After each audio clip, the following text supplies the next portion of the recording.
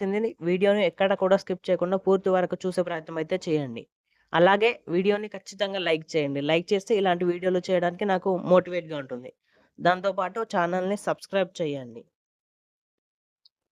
తెలంగాణ రాష్ట్ర ప్రభుత్వం ఆసరా పెన్షన్లు పంపిణీ విధానంలో కొత్త మార్పులు తీసుకొచ్చింది. ఇప్పటి వరకు వేలిముద్ర ద్వారా అందజేస్తున్న పెన్షన్లకు ఇకపైగా ముఖ గుర్తింపు అంటే ఫేషియల్ రికగ్నిషన్ ప్రక్రియ ద్వారా పంపిణీ చేయాలని ప్రభుత్వం నిర్ణయించింది. ఆసరా పెన్షన్ల పంపిణీకి ముఖ గుర్తింపు విధానం వేలిముద్రలో ఎదురైన సమస్యలకు పరిష్కారంగా కొత్త పద్ధతి మొదటి రోజే 7,552 మందికి 1,93,00,000 రూపాయల వరకు పంపిణీ.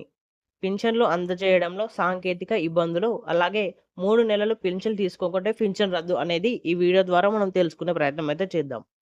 వేలిముద్రల ద్వారా పెన్షన్ పంపిణీలో అంటే పెన్షన్ ఇచ్చే సమయంలో వృద్ధులకు, కార్మికులకు ఇబ్బందులైతే తలెత్తుతున్నాయి.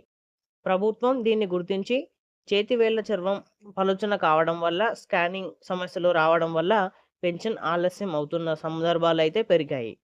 ఈ సమస్యల పరిష్కారంగా ఫేషియల్ రికగ్నిషన్ సిస్టమ్‌ను ప్రవేశపెట్టింది ప్రభుత్వం.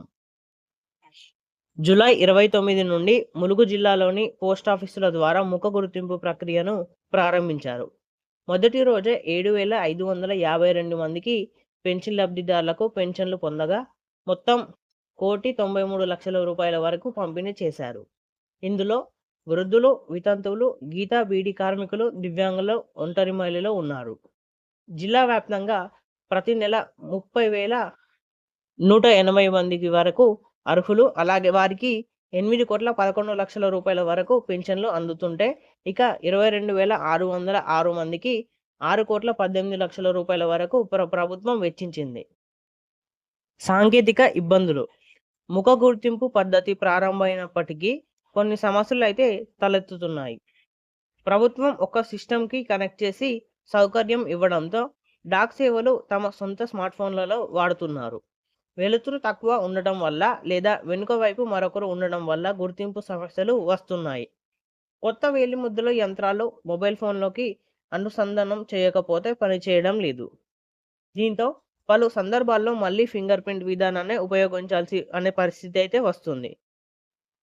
ట్రైనింగ్ మరియు మార్గదర్శకాల గురించి పింఛన్ల పంపిణీకి సంబంధించిన సాంకేతిక సమస్యలను అధిగమించేందుకే గ్రామీణ డాక్ సేవలకు ప్రత్యేక ట్రైనింగ్ ఇచ్చారు.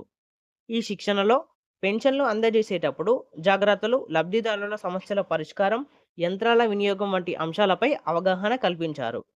పింఛన్ రద్దు నిబంధనలు అంటే ఈ పింఛన్ రద్దుకి నిబంధనలు ఎలా ఉంటాయంటే, వరుసగా 3 నెలల పెన్షన్ తీసుకోని వ్యక్తులు వలస వెళ్లిన వారిగా గుర్తించి వారి పింఛన్ను అయితే తెలంగాణ రాష్ట్ర ప్రభుత్వం